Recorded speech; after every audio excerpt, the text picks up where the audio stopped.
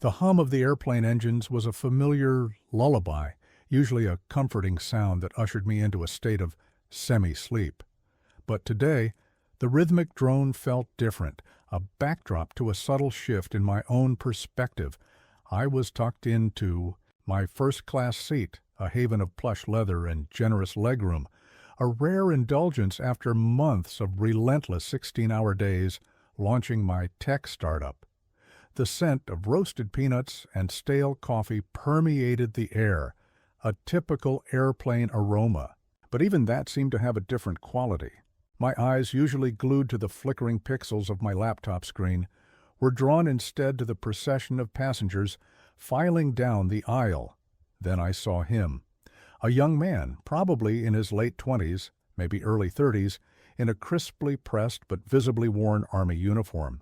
He moved with a quiet dignity, but beneath the stoic posture, I could discern a profound weariness etched around his eyes and in the slight slump of his shoulders. His duffel bag, robust and heavy, seemed to cling to him like an extension of his own fatigue. He held an economy boarding pass, and as he shuffled past my row, his gaze met mine for a fleeting second. In that instant, I saw a story of sacrifice, of long nights and perilous days, a silent testament to a life far removed from my comfortable bubble of algorithms and venture capital.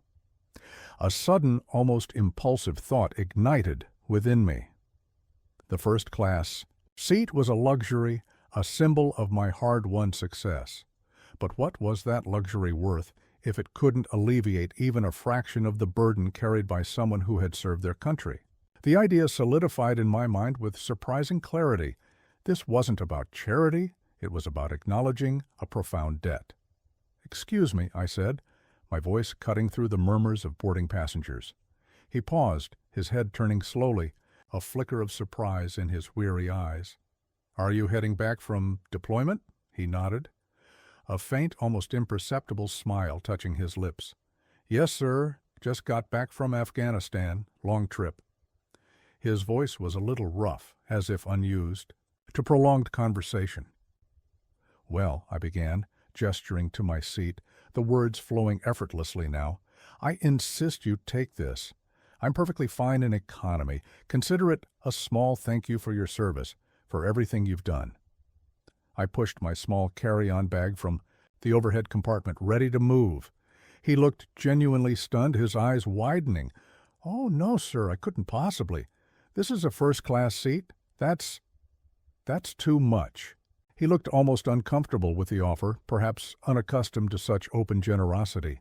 "Nonsense," I replied, my tone firm but warm. "My company paid for it anyway, and honestly, I actually prefer the energy of the main cabin sometimes. More interesting conversations happen back there. Go on, get some rest. You've earned it, truly." I offered him a reassuring smile, trying to convey my sincerity. "Just enjoy the flight." He hesitated for a long moment, the internal struggle evident on his face. Then, a wave of profound gratitude washed over his features, erasing the weariness for a brief moment. "Thank you, sir. Thank you so much. This means the world to me. I haven't slept properly in a long time." He extended a hand, his grip surprisingly strong and calloused, a testament to his service. "My name's Alex Petrov." "Mark," I said, shaking his hand firmly. "Mark Thompson. Pleasure to meet you, Alex. Have a good flight." As I made my way to the back of the plane, settling into an empty window seat near the galley, I felt a lightness in my chest that had nothing to do with the reduced legroom. The low hum of the engines now felt like a purr of contentment. The flight attendants, who had quietly observed the exchange, gave me knowing, appreciative nods as they passed. The plane soon vibrated with the familiar sensation of takeoff, the sprawling, chaotic beauty of New York City shrinking into a neat grid below us, eventually dissolving into a vast canvas of clouds. Outside, the sky was an endless expanse of muted grays and soft whites, mirroring the quiet calm that had settled over me. For the first time in what felt like years, the journey wasn't just a means to an end. It was a privilege, a moment of connection that transcended the sterile confines of an airplane cabin. The small act felt significant, a quiet affirmation of human kindness in a world often consumed by self-interest. The descent into San Diego was always a visual feast, especially at dusk. The city unfolded beneath us, a tapestry of glittering, light spreading outwards from the deep indigo of the Pacific Ocean. The setting sun painted the horizon in hues of fiery orange and soft lavender, a stark contrast to the stark landscape of Afghanistan that Alex had described.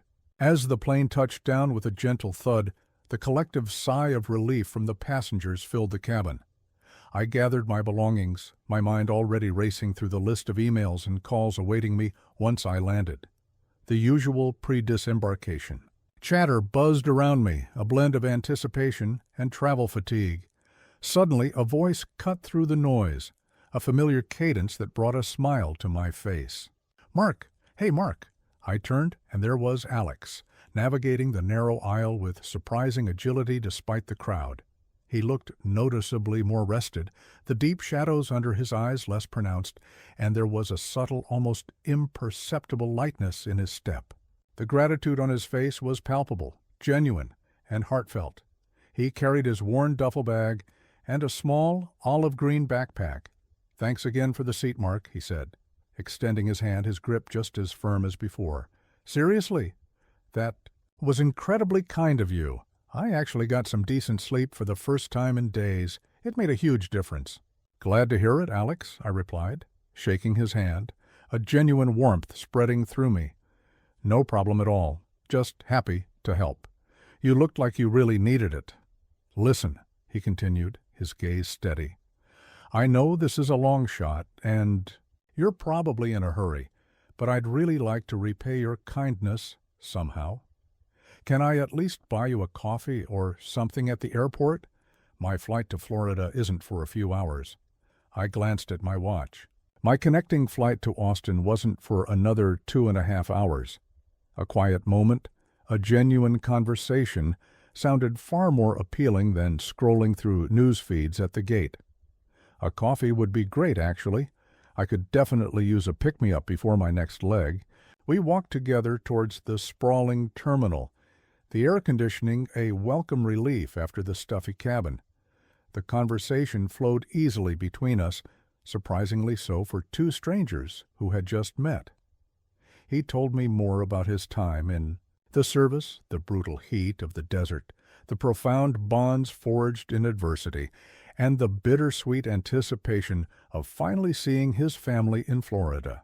His voice, once rough with fatigue, now carried a quiet earnestness. I shared a bit about my own world, the relentless pace of the startup, the exhilarating highs of innovation, and the crushing lows of failure.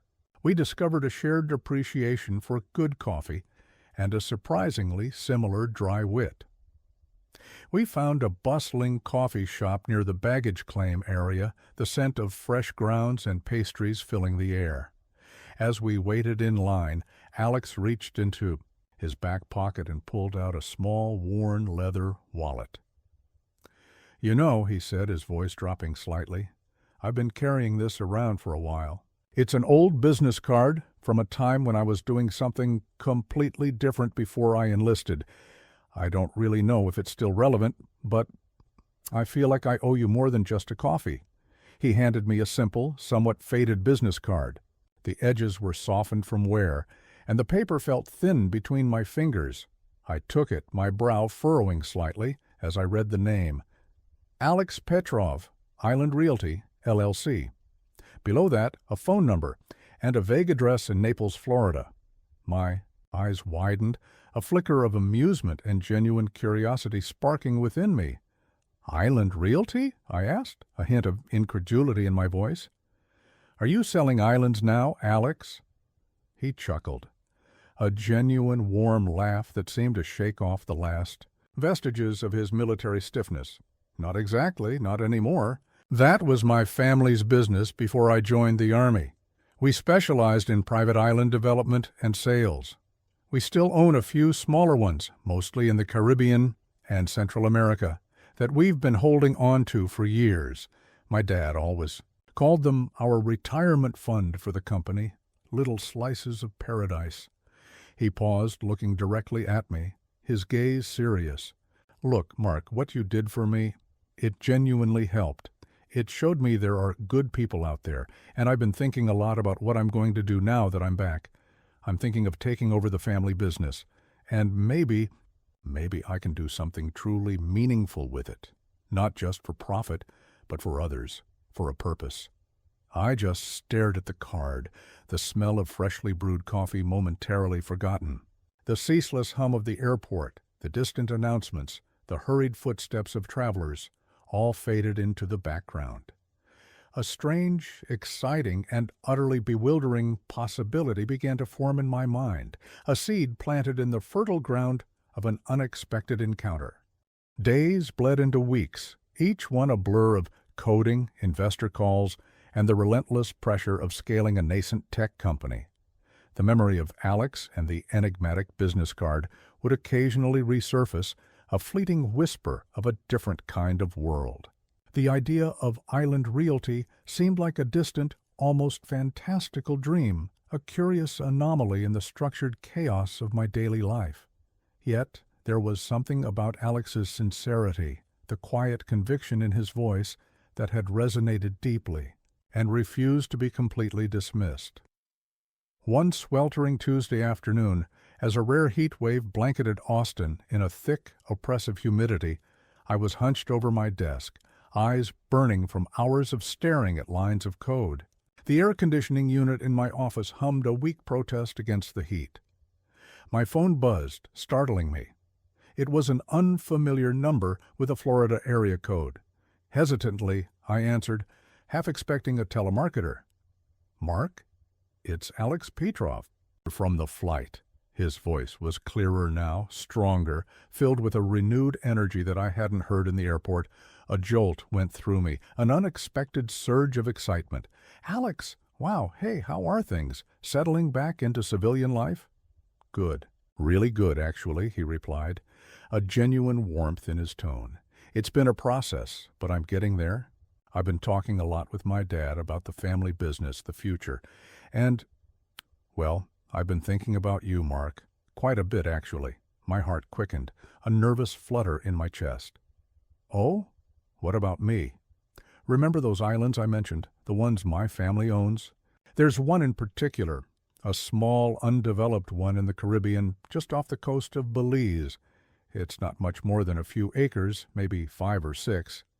It's got a pristine white sand beach, a thick canopy of untouched tropical foliage, and a lot of quiet, natural beauty. It's been in our family for decades, just sitting there, a hidden gem. We had big plans for it once, sustainable ecotourism, but life happens, priorities change, and then I joined the Army." He paused, and I could hear a distinct smile in his voice now, a sense of quiet triumph. "My dad and I talked it over, and we want to give it to you, Mark, as a gift. Seriously, no strings attached." I was utterly speechless. The words private island echoed in my head, competing with the sudden rush of blood in my ears. My mind raced, trying to process the sheer audacity, the unbelievable generosity of what he was saying. A private island? Given to me? It sounded utterly insane, like a plot twist from a low-budget movie, entirely out of sync with the gritty realism of my life. "Alex, what are you talking about? You can't just give someone an island. That's a whole island." "We can, and we want to," he said, his voice firm, unwavering. "My dad always taught me to recognize true character, Mark. He heard about what you did on the plane for me, how you gave up your comfort for a complete stranger. He believes in paying kindness forward, not just in small gestures, but in significant ways. And so do I. This isn't just about the seat, Mark. It's about what that gesture represented. You didn't know me. You didn't owe me anything, but you showed genuine, unsolicited generosity when I needed it most. That's worth more than any first-class ticket, more than any monetary value. This island, it's our way of saying thank you, of investing in someone who clearly values humanity, who understands what it means to give without expecting anything in return. He then patiently, meticulously explained the logistical details, the necessary paperwork, the legalities of international property transfer, how their company's legal team would handle every single aspect, ensuring a smooth, transparent process with no hidden costs or future obligations for me. He told me the island was called Isla del Sol, or Island of the Sun, a small, undeveloped slice of paradise in the Caribbean Sea, just a short boat ride from the mainland. He spoke of the crystalline, warm waters, perfect for snorkeling, the vibrant, untouched coral reefs teeming with marine life, the whispering palm trees, and the profound, almost spiritual solitude that only an undeveloped island could offer. It was almost too much to comprehend, a torrent of beauty and generosity flooding my weary mind. I honestly don't even know what to say, Alex, I stammered, my voice barely a whisper, my heart pounding with a mixture of disbelief and awe. This is beyond anything I could have ever imagined. It's unbelievable. Just say yes, Mark, he said, his warm laugh echoing through the phone, a sound of genuine joy.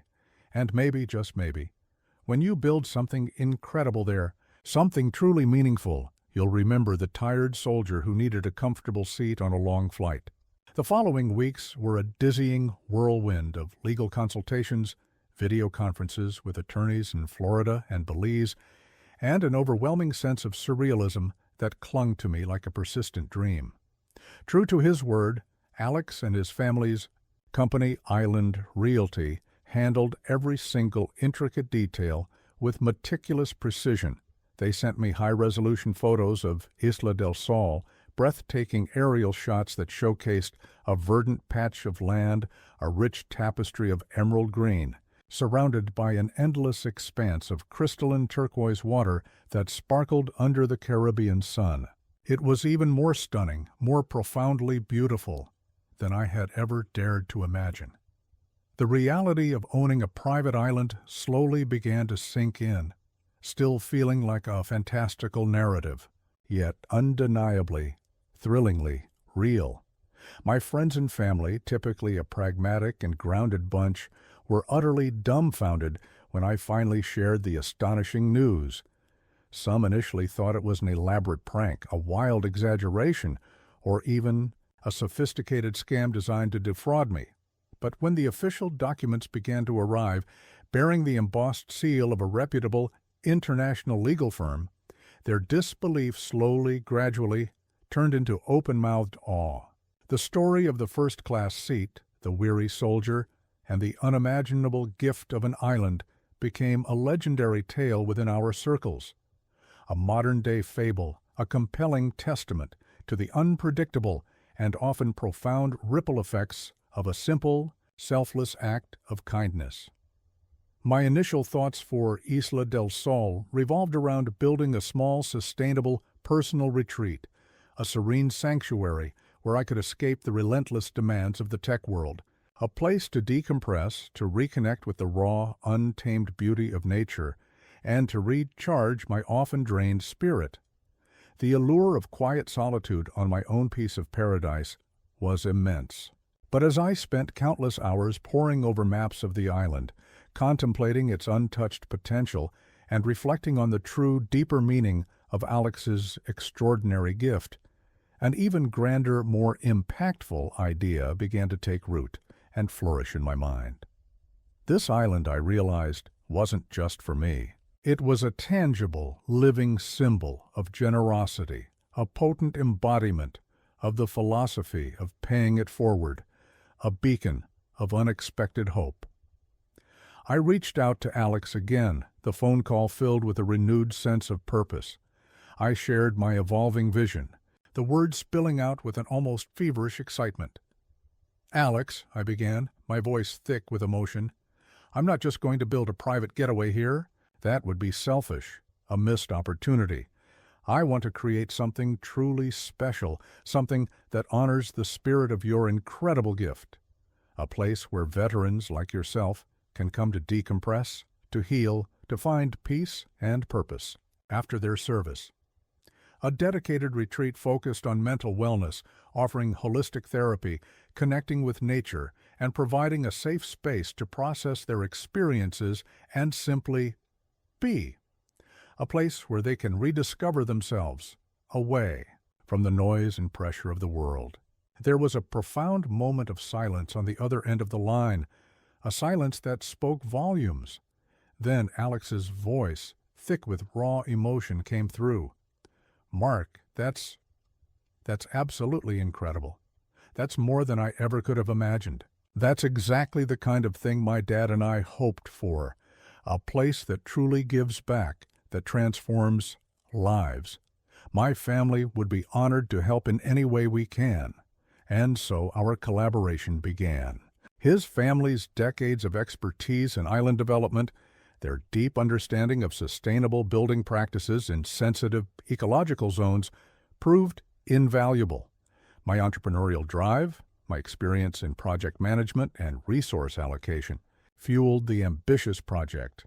The journey from a simple, impulsive act of kindness on a crowded airplane to the complex, deeply meaningful development of a sanctuary for veterans was long, arduous, and filled with unforeseen challenges.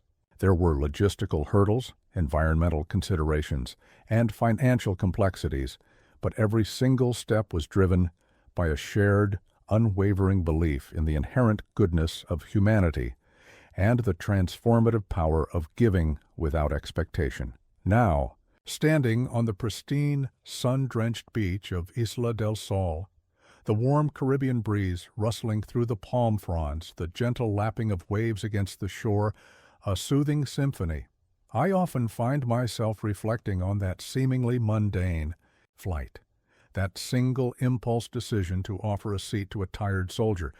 It wasn't just a seat I gave away. It was an invitation to an improbable friendship, a powerful partnership, and ultimately, a profound new purpose that transcended my own individual ambitions. The soldier, Alex, didn't just buy me a private island. He showed me the profound and often unexpected ways in which a simple act of human connection can lead to the most extraordinary of gifts, transforming not just individual lives, but entire horizons of possibility.